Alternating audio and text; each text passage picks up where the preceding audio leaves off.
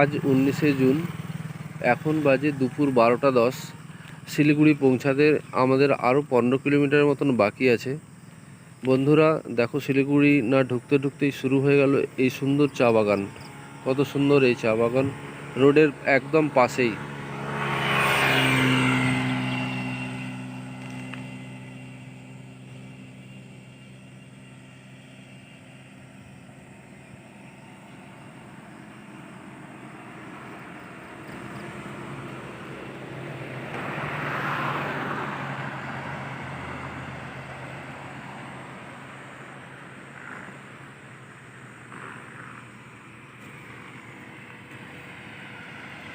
রোডের দুই পাশে শুধু চা বাগান আর চা বাগান।